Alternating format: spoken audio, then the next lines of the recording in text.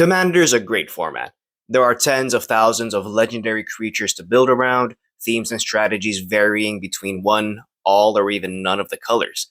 But the format has gone so homogenized that despite all of the variety, unless you actively try to build a unique deck, it falls into a pattern of the best cards of your colors or strategy being played.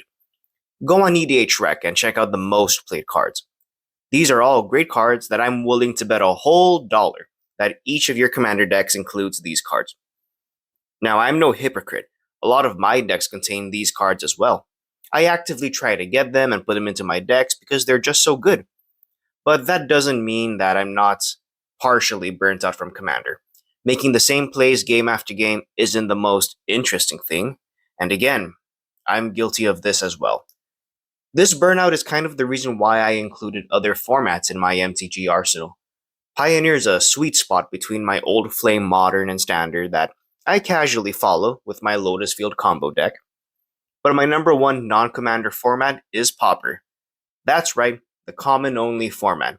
It plays like Legacy, depending on what and how you can get your singles, costs no more than one grocery store run, has all the archetypes, and sometimes they blend so seamlessly together. I've brewed a couple of decks and looking to get more, but I go through this Pauper journey with my pet deck, Azorius Familiars. Familiars is a control deck that looks to generate board presence and abuse advantages. In case this doesn't work, it can complete a loop to win the game. First things first, we should discuss the namesake of the deck, the Familiars. Sunscape Familiar is a 0/3 wall for 1 and a white that reads, your blue and green spells cost 1 less. While the green part of that ability is basically flavor text, the blue spells costing 1 less is why we are here. Note that this only reduces the generic cost of the spell and not the blue pips itself, but that doesn't matter. Our deck runs a ton of valuable blue spells and making them cheaper is just fantastic. Let's take a look at the rest of the deck and see what we're running with. We run God Pharaoh's Faithful. While this isn't a blue spell, it's an incentive for playing blue spells that gains us life. The bane of every red deck wins deck, a big blocker that gains life. Our deck also runs Wind Rider Wizard, Archaeomancer, and Mulldrifters as on-board threats that grants us advantages. Archaeomancer is a 1/2 creature that returns an instant or sorcery from the grave to our hand. Since we run 21 of those, there will almost never be a time where we can buy back an important spell. Wind Rider Wizard is a 2/2 flyer that lets us loot whenever we cast an instant, sorcery, or wizard spell.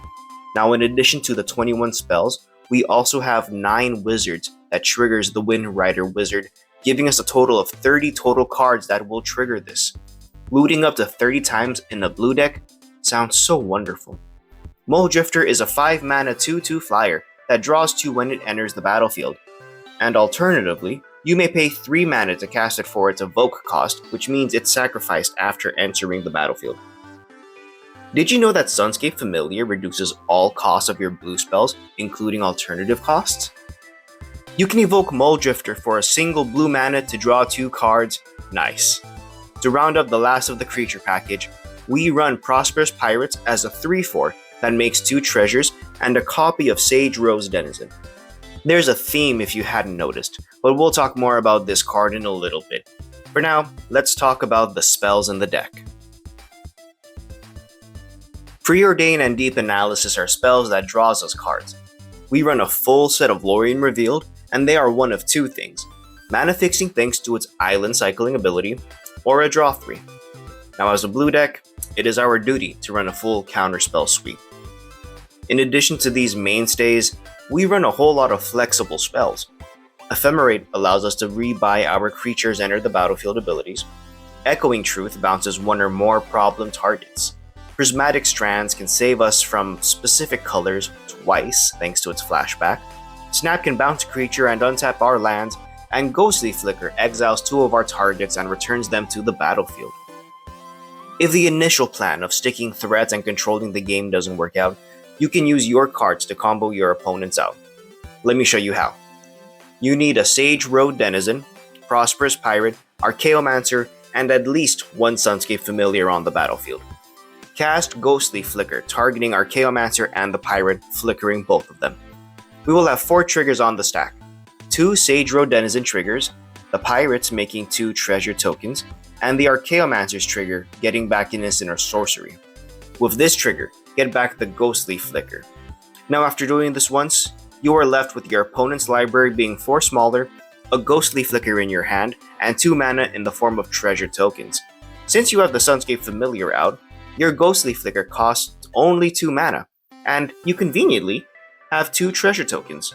Sacrifice both of them to flicker your Archaeomancer and your Pirate once again. This repeats the loop, and after the last relevant loop is repeated, you would have milled your opponent out. When they move to their draw step, they lose for drawing from an empty library, winning you the game. To round out the main deck, we run 19 lands. Ash Barrens acts as a fetch land, Idyllic Beachfront is a fetchable land with Lorien revealed, and the Azorius Chancery is a soul land that gets better with cards like Snap. Throw some basics in, and you got yourself a stew. The sideboard is a flexible 15 slots, so use yours to fight against your meta. See the Moxfield link below to see what I used my sideboard for.